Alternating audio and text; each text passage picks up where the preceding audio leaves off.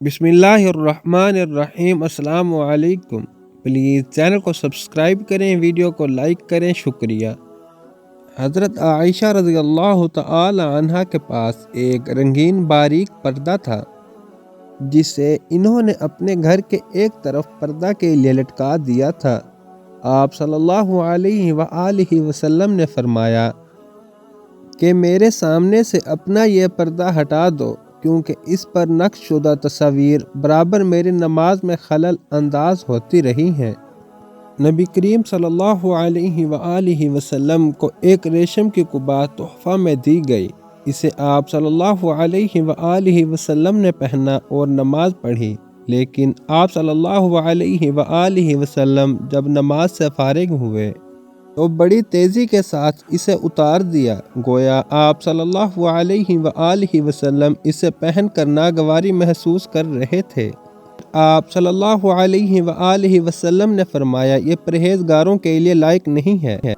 ہم سے محمد بن عروہ نے بیان کیا، کہا کہ مجھ سے عمر بن ابی زائدہ نے بیان کیا، اون بن ابی حجیفہ سے انہوں نے اپنے والد ابو حجیفہ وہب بن عبداللہ سے کہ میں نے رسول اللہ صلی اللہ علیہ وآلہ وسلم کو ایک سرخ چمڑے کے خیمہ میں دیکھا، اور میں نے یہ بھی دیکھا کہ بلال رضی اللہ تعالی عنہ نبی کریم صلی اللہ علیہ وآلہ وسلم کو وضو کرا رہے ہیں، اور ہر شخص آپ کے وضو کا پانی حاصل کرنے کے لیے ایک دوسرے سے آگے بڑھنے کی کوشش کر رہا ہے۔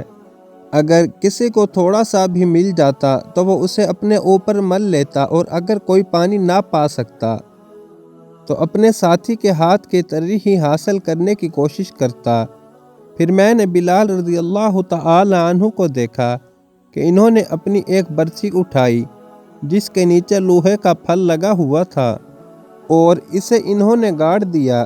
نبی کریم صلی اللہ علیہ وآلہ وسلم ڈیرے میں سے ایک سرخ پوشاک پہنے ہوئے تہمت اٹھائے ہوئے باہر تشریف لائے، اور برچی کی طرف منہ کر کے لوگوں کو 2 رکعت نماز پڑھائی۔ میں نے دیکھا کہ آدمی اور جانور برچی کے پرے سے گزر رہے تھے۔